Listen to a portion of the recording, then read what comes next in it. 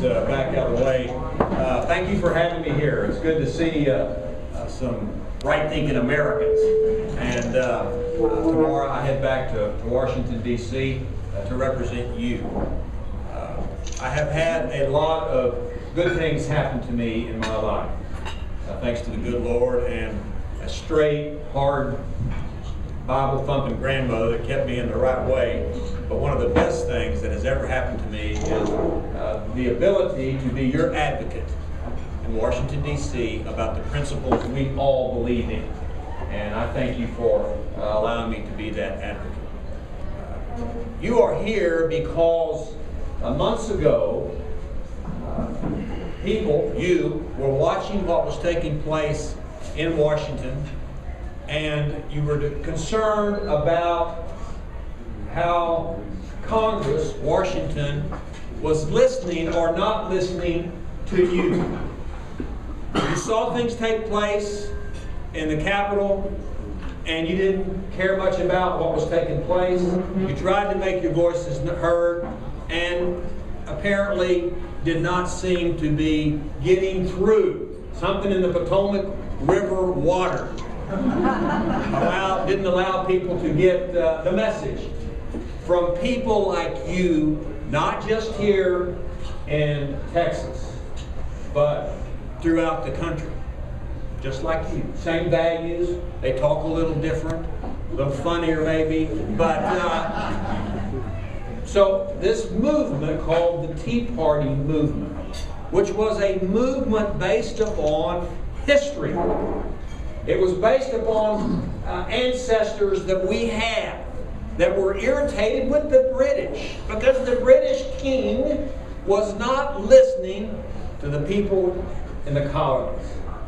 And thank goodness for those folks in Boston, Massachusetts years ago. They led that movement. You will listen to us. And we started a country where never before in history had the people been in charge.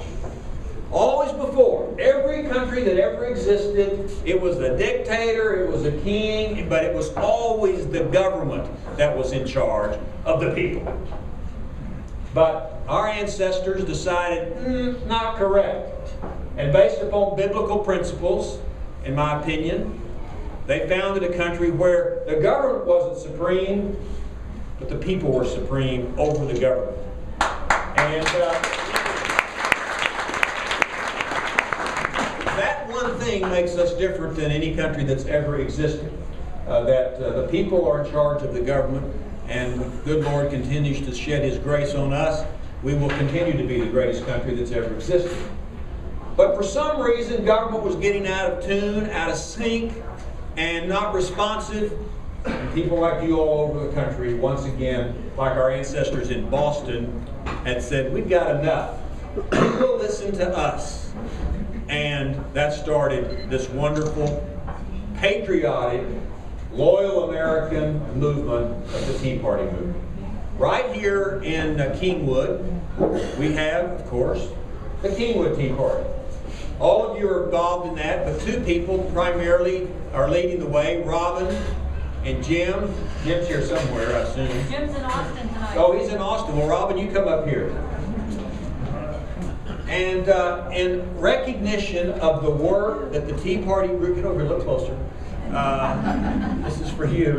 In recognition of the work that the Tea Party in Kingwood has done.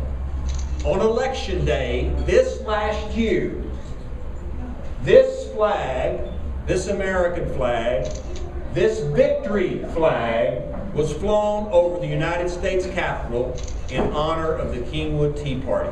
This is the flag.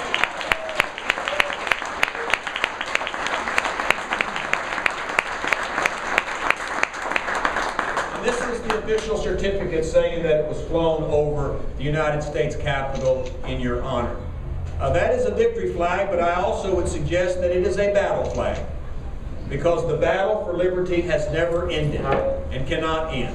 And so, in your honor, Robin, Kingwood Tea Party, there's the flag that flew over the Capitol. Here's the certificate, and thank you for a job well done. It was shown in November when members of Congress listened, and some 84 or 5 of them are looking for work tonight.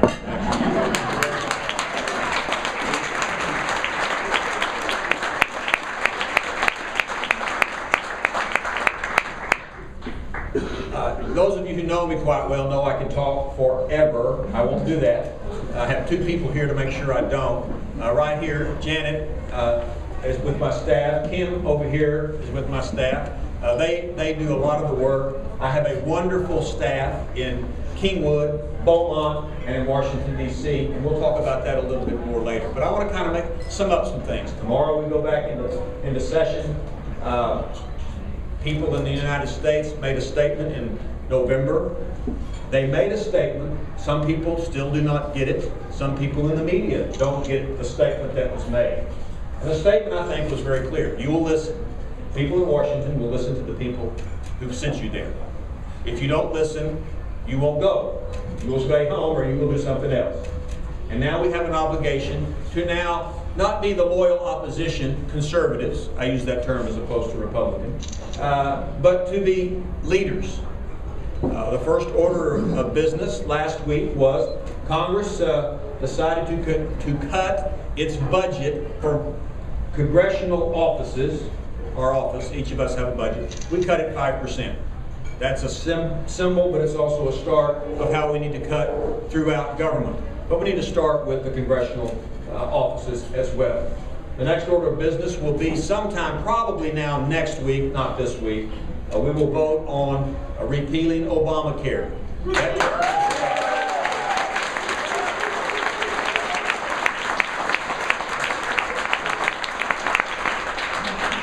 term Obamacare, now, that's the term the liberals use.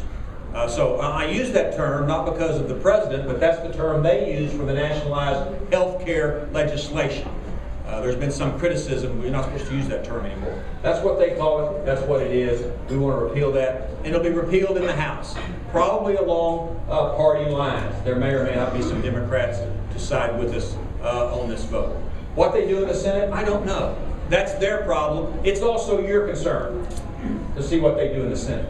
What the president does, he may or may not sign the bill to repeal the $1.4 trillion Obamacare legislation. But we have an obligation to lead and to say, this was bad for the country, we want it gone, we want to repeal it, and then we want to fix the health care problems that we can fix in this country, and most of those will not cost any money. But the main thing is, the government shall not control our health. We will control our health. We will fix those issues with us and the doctors and the insurance company, but we don't want the government in the middle of that. I mean, if you like the efficiency of the post office and the compassion of the IRS, you're going to love the nationalized health care system. And so that's why we're voting against it.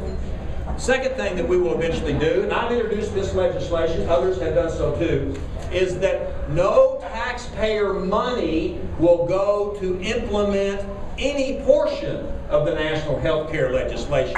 So,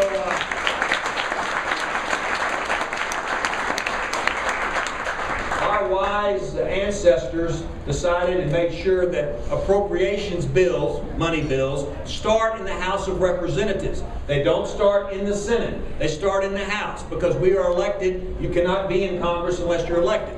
If something happens to me, the governor can't appoint somebody to take my place. There has to be an election. That's why appropriations bills start in the House.